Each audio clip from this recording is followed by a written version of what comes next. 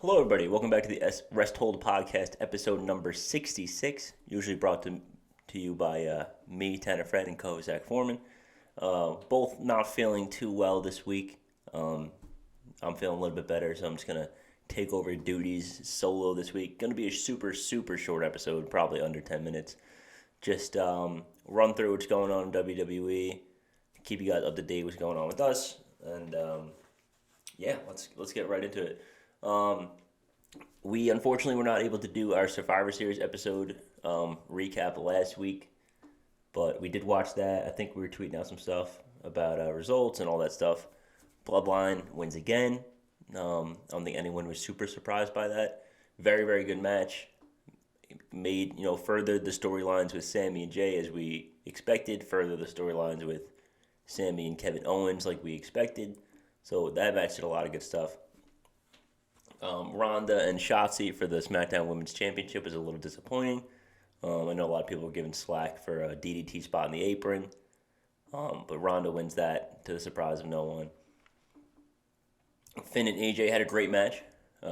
Seeing AJ come out on top. It did end a little abruptly, I thought. I feel like we hadn't really fully reached the climax of that match, but AJ comes out on top, and it seems like we're kind of moving on to different things for both of them. What else was on that card? Oh, the United States Triple Threat match was insane.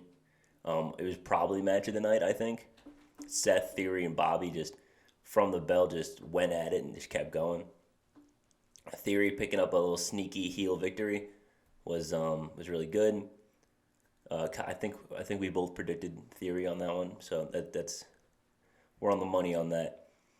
And then the women's War Games was okay. It was good. I think having Damage Control lose was the obvious choice. It was kind of just a showcase to make Becky and Bianca look really strong. And that's exactly what it did. And then I think that was it for matches on that card. I think it was only the 5. But yeah, overall, I think the pay-per-view was like a 7, 6.5, 7. It was good. None of the matches really were insanely good other than the United States Championship match. But the rest were good to okay. And I think it did enough. I'm not sure that they sold me enough on War Games being like a headline thing. When they were in War Games in NXT, like it felt more like the matches required War Games. This kind of felt like they put people into War Games, if that makes sense, especially on the women's side. So I think moving forward, we could do more of that. Where like if the feuds more naturally progress into War Games. For example, like the Pat McAfee stuff with Undisputed Era, that kind of was just naturally War Games. But moving forward, I think they'll do better with that. Raw and SmackDown. Let's see what's going on Raw. Ricochet won the World Cup, the WWE World Cup. That was good. Him and Santos Escobar's match. If you have not got a chance to watch that, do so. It was awesome. Really, really good. They let him go for like 25, 30 minutes on SmackDown. It was sick. Sick match. Just showcases how good both of those guys really are. The New Day will be challenging Pretty Deadly for the NXT Tag Team Championships this Saturday. So tomorrow, NXT has a pay-per-view tomorrow, or PLE tomorrow. Apollo Crews and Braun Breaker on that card as well. Then there's like the like that beat the clock challenge thing. I'm not sure exactly how that works. I know the North America title's for it, and the women's championship is for it. I think it's similar to like the 5-pack challenges they used to do, where like last pin wins. Or I think it's if you get a pin, you get a point.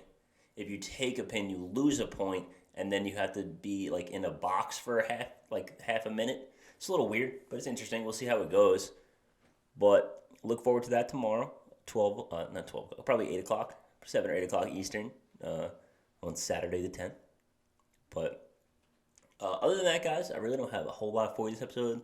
I definitely just wanted to get the episode out just so we can continue staying on the track of weekly releases, even though we missed last week. Try to get back on track with that. Hopefully we can have Zach here next week if he's feeling a little bit better, which, I'm praying he does.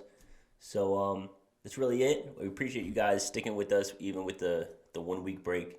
That really means a lot that you guys still keep coming back to watch and are enjoying the content we put out, hopefully. If you have any suggestions, something you want to see, you want us to do maybe challenge videos, or any quizzes, anything wrestling related you guys want to see, any topics you guys want to hear about, let us know in the comments. We'll definitely, if we aren't educated on it, we will get educated on it, and we'll bring it to you guys.